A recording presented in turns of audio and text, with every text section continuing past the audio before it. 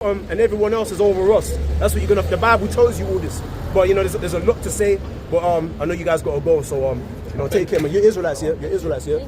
Shalom, sis. Shalom. Take it. Oh yeah. You know, well, Jake, you gotta be quick, man. You gotta be snappy with it.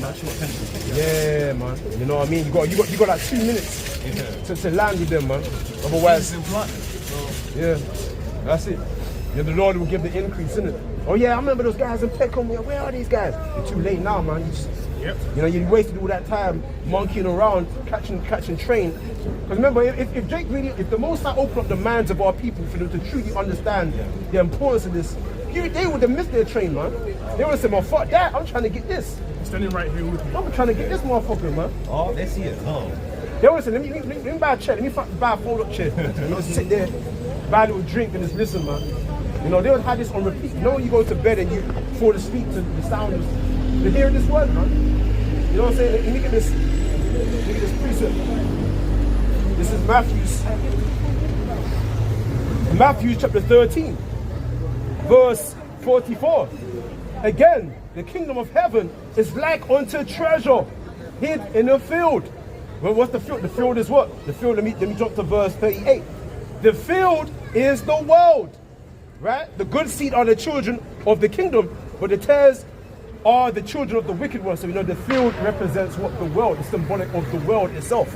So when you jump back down to verse 44, it says, again, the kingdom of heaven is like unto treasure hid in the field, hid in the world, man. Right? This is treasure. When you found treasure, when you found like a suitcase full of, 2 billion, 800 trillion, with no strings attached. No bombs attached to it. You go pick that motherfucker and go straight to the bank with it, man.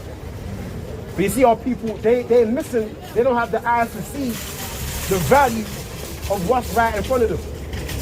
And what does the precept say about that? Let me get this precept. And this is Proverbs. So look here. This is Proverbs chapter 17. Verse 24, wisdom is before him that have understanding, but the eyes of a fool are in the ends of the earth. You hear that? So wisdom is right before you, man. So that treasure is right in front of you. It's hidden right in plain sight. Right? But it's plain to him.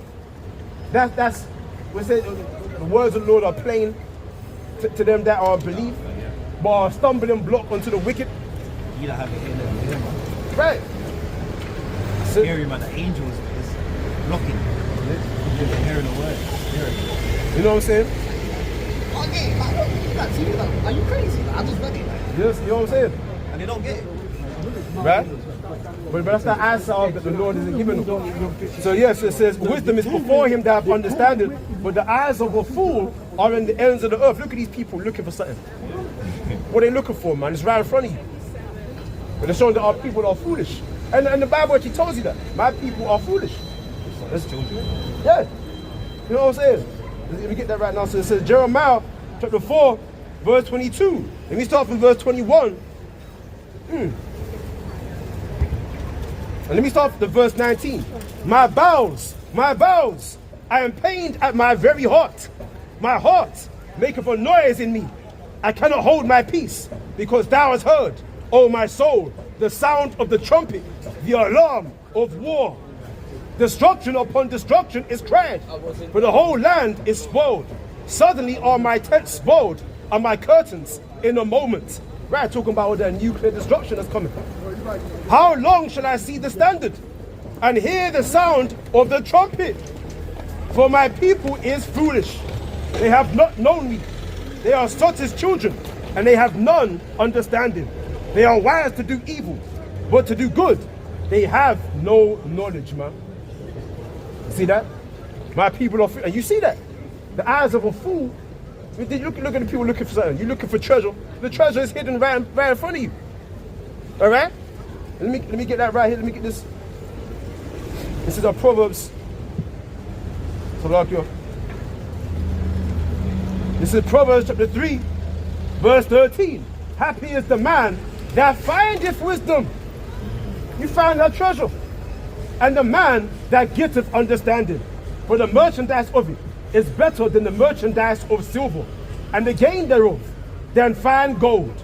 She is more precious than rubies, and all the things that our hands desire are not to be compared unto her. And that's why you give it all up. You get all in exchange for this. You give it all up. Friends, family, wives, mother, children. Nothing that can compare to this. Because you can get all down on the other side, 100-fold. If you give it all up, you get all back on the other side. So don't fear to remember, your wife, your family, they all belong to the Most High. The Most High gave them to you. The Most High give it, and He take it away, man. And He can give it back. He has the power to lay it down right in front of you again. Let me read on. So it says, length of days is in her right hand, and in her left hand, riches and honor. Right? So there you go, there you have it, man. This is the true wisdom.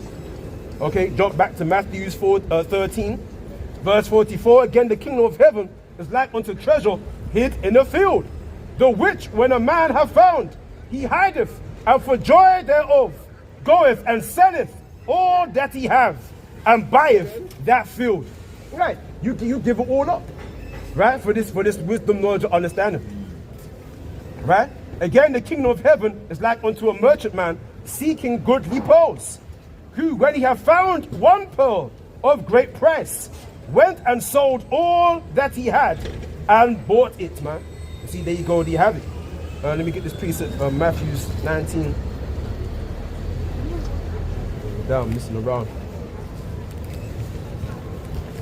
That shows faith. Yeah, you see? Yeah. To give up everything, man, in this world, man. What's that scripture said that he that lives with life shall gain it? Yeah, Matthew, yeah. Matthew 10. Matthew 10.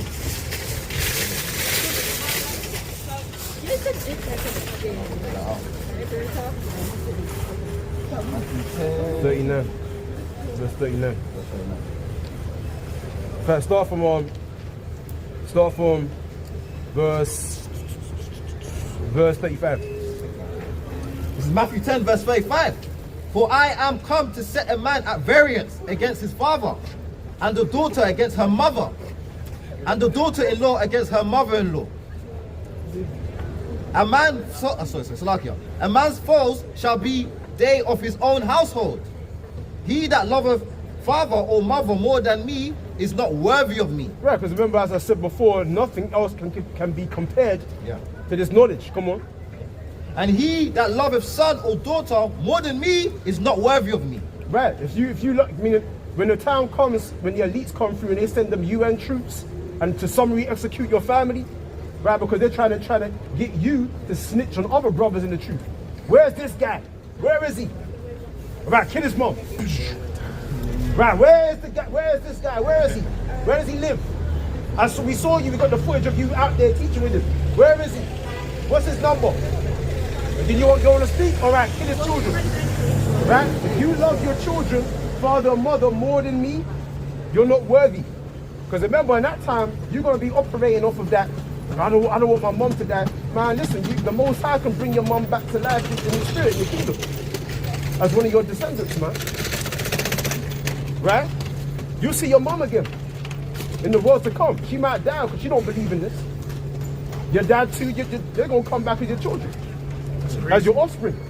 You actually going to see your mom in the spirit. She might actually have a different physical body, but that's your mom. That's the spirit of your mom. How know this one?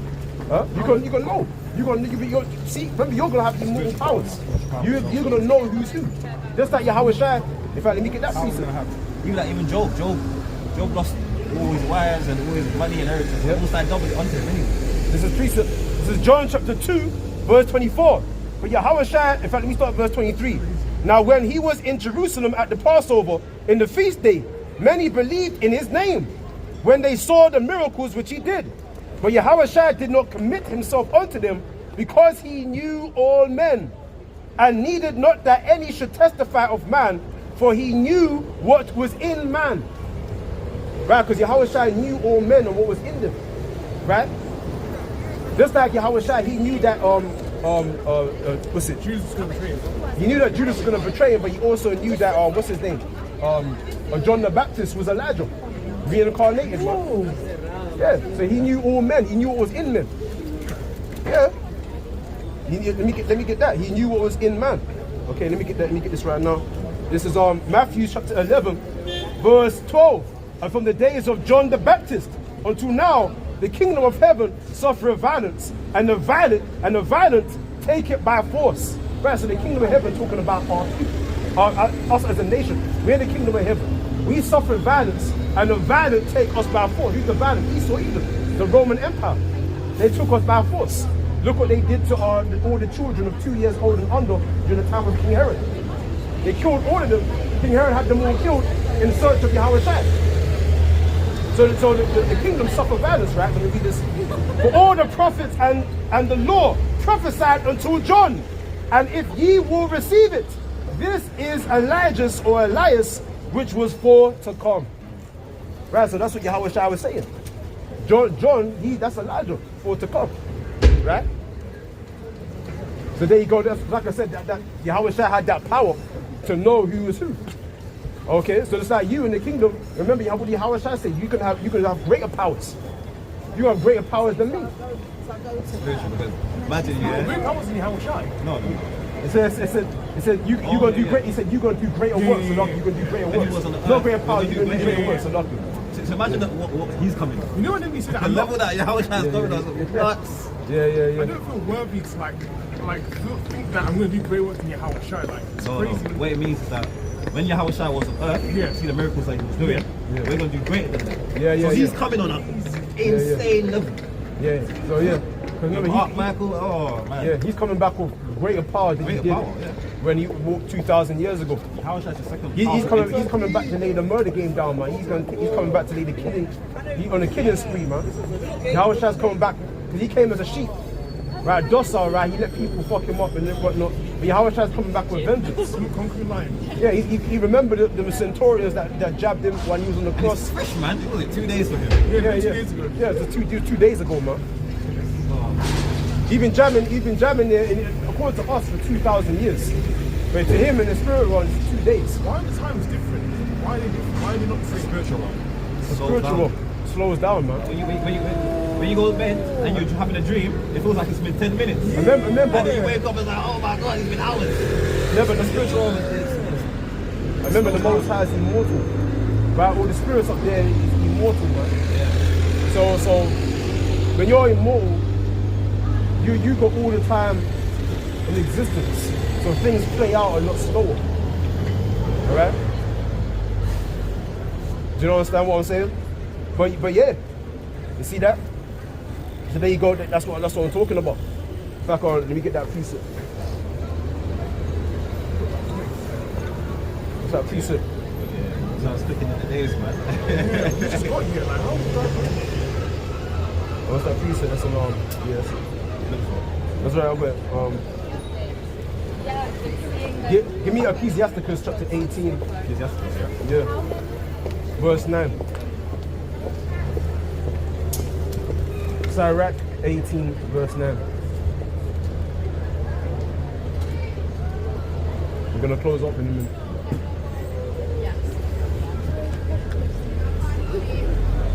It's Ecclesiasticus 18 verse 9.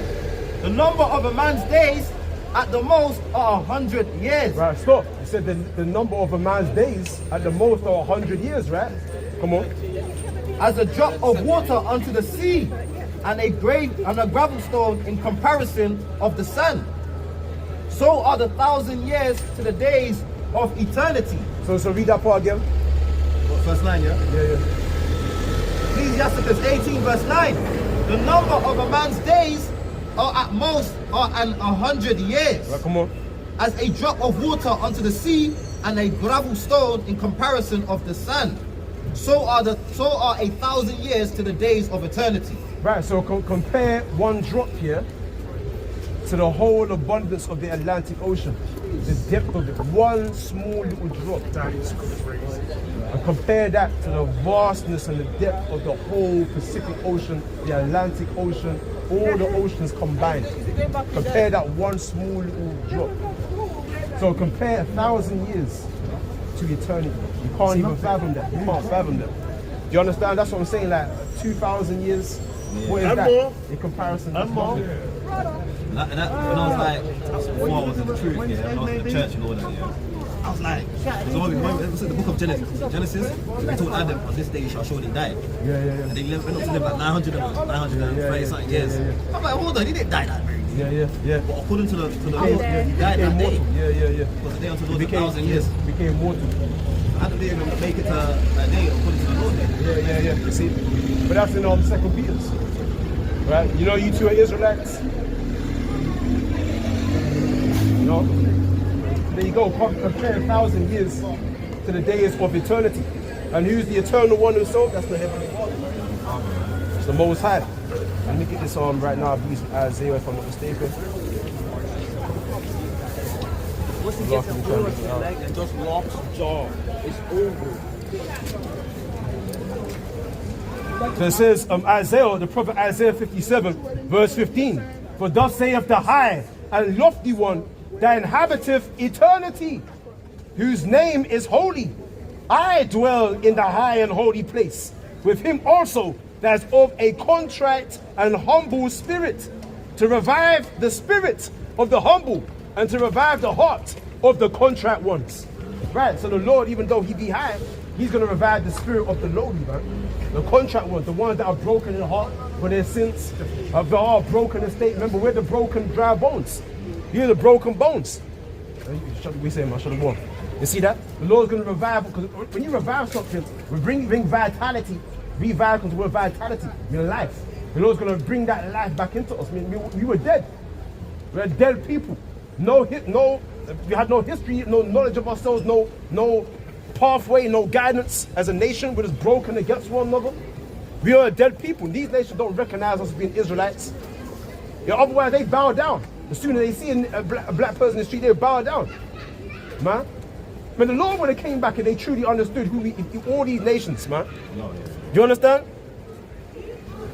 But the Lord is reviving, what do they say?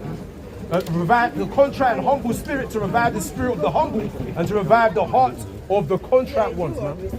Right, but the main point there says the lofty one that inhabiteth eternity, which is who? That's the heavenly, that's the Most High himself, man. Okay. And what's that precept? I believe it's in bear me if I think that's in Romans, if I'm not mistaken, man. Men that look for Lord, let's see, Precept? Right, there, I'll go. Romans 2 verse Romans 2, yeah. 2 verse 6. 2 verse 6. Romans 2 verse 6. Romans 2 verse 6. This is Romans 2 verse 6. Who will render to every man according to his deeds? Right. To them who by patient countenance, yeah. By what? Read that again. To them by patient continuance. Oh, sorry, Slakia. To them by patient continuance in well-doing seek for glory and honor and immortality. And that's what we seek for, right? So what does it say? It says, to them who by patient continuance in well-doing seek for glory and honor and immortality, right? And what it says, and eternal life. Right. So remember, who's going to get that eternal life from? So we're going to be just like the Heavenly Father. We're going to be living for eternity, man. Oh, yes. 1,000 years, 2,000 years pass by. That's like 2 drops. 900 centillion years. That's two small little drops. Sake over there, yeah. And it just proves that on this side here, they're wicked, man. Because they push out like immortality as a bad thing. Look at these movies, man. Every time they make a movie about immortality, it's like it's a bad thing. But in the scripture, it's a good thing. Yeah. You can't live just to die, man. Yeah. It's like YOLO, you only live once. Nah, man, we're gonna live forever. Yeah. That's my brother about to take me to class as well. That's my brother about to take me to class as well. I tried to tell my carnal brother about living forever and he thought it's a curse. Yeah. Because remember in their mind it's like, why would I want to live forever? Like, in this suffering and in this flesh and being sick, why would I want to live forever? Most people, they want to die, man. Pushed out heavily, like. You want to die. When you're in this truth, even the people in the world, people don't really want to live to be 70, 80 and live to see all the suffering on earth. You want to die, man. But if people don't understand that when you come to immortality, there's a level of peace that comes with it, a level of tranquility. A level of peace that surpasses all understanding, man. Right, let me get that right here. Let me get this. Patient continuance. Now, He that endure to the end, man. Yeah. You gotta continue, man. Right. You can't just be hard and then fall back. You can't look back, man. Right. So read that again. So last read that. Well, Romans 2 verse 6. Who will render to every man according to his deeds? Right. To them who by patient continuance. Patient. So being patient. The word patient is to suffer. Suffer, yeah. And to continue. Because remember, as a soldier, you can't pick and choose your battles. You get your commander or your captain tells you where. Yeah. And the Most High gave you, said, listen, you got to be in the streets. Yeah. Right? Remember, as a soldier, you think soldiers want to be in the trenches? In the mud, hearing explosions over them and grenades dropping and seeing their partners get blown to smithereens. His arm over there, his head top over there. You're a soldier, you don't want to see all that, but they have to do it. Because remember, you swore on an allegiance, you swore on an oath to protect your country. Contract.